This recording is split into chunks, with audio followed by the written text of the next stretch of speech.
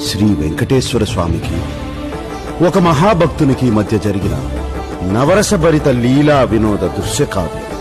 రామా, ఆ భగవంతుడితో ఆడే రోజు వస్తుంది. అఖిలాండ కోటి బ్రహ్మాండ నాయక.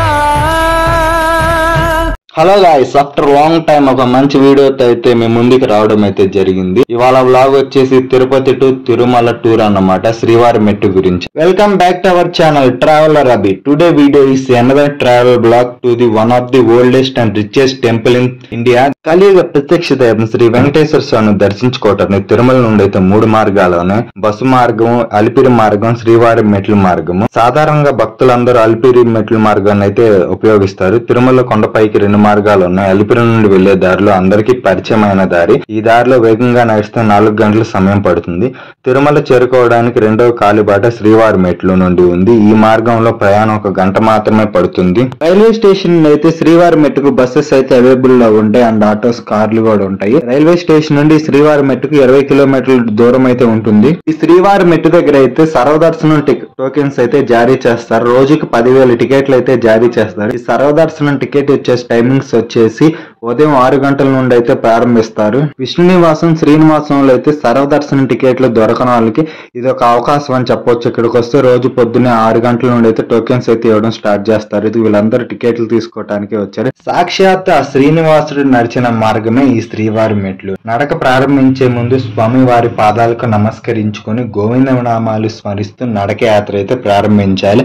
ఈ నడక ప్రారంభించే ముందు మనం కొబ్బరికాయ కొట్టుకుని ఆ నడక యాత్ర అయితే ప్రారంభిస్తూ ఉంటారు అందరూ. 7 కొండలు ఎక్కక ముందే స్వామివారు అయితే కొండ కిందనే దర్శనమిస్తారు. శ్రీవారి మెట్ల ద్వారా నడక మార్గము తిరుమలకు వెళ్ళు భక్తులను ఉదయం 6 గంటల నుండి సాయంత్రం 6 గంటల వరకు అనుమతించబడును. సుమారుగా 300 నుండి 400 మెట్ల వరకు చాలా సులభంగా ఎక్కవచ్చు. చూస్తున్నారు కదా మెట్ల మధ్య దూరం ఎంత ఉందో. సాక్షాత్తు శ్రీనివాసుడు నడిచిన మార్గమే ఈ శ్రీవారి మెట్టు. శ్రీనివాసుడు పద్మావతిని వివాహమాడిన తరువాత ఈ దారి గుండానే తిరుమల చేరుకున్నారు. శ్రీకృష్ణ దేవరాయలు, అన్నమయ్య తదితర మహాభక్తులు ఎందరో ఈ దారి గుండానే తిరుమలకు వెళ్లి స్వామివారిని దర్శించుకున్నారు. సుమారు 300 నుండి 400 మెట్ల వరకు చాలా సులభంగా ఎక్కవచ్చు. చూస్తున్నారు కదా మెట్ల మధ్య దూరం ఎంత ఉందో. 400 మెట్లు అప్పుడే పూర్తయినవి. టోకెన్ జాగ్రత్తగా ఉంచుకున్నారు కదండి, ఇక్కడే తనిఖీ చేసేది టోకెన్.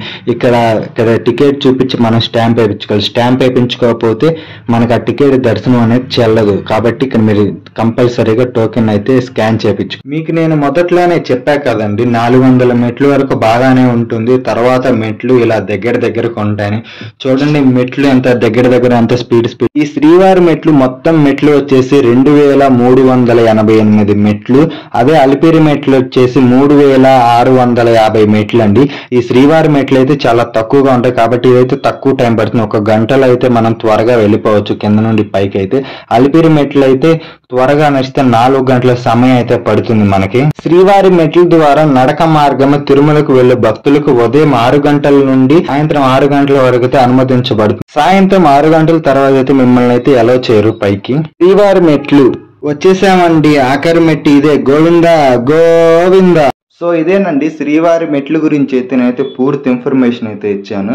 ఈ ఇన్ఫర్మేషన్ మీలో ప్రతి ఒక్కరికి నచ్చింది అనుకుంటున్నాను, బాగా యూజ్ అవుతుంది అనుకుంటాను. సో ప్రతి ఒక్కరు మర్చిపోకుండా లైక్ చేయండి, సబ్స్క్రైబ్ చేయండి, మర్చిపోకుండా ప్రతి ఒక్కరు కామెంట్ అయితే చేయండి. For more interesting videos please subscribe traveller Abhi YouTube channel.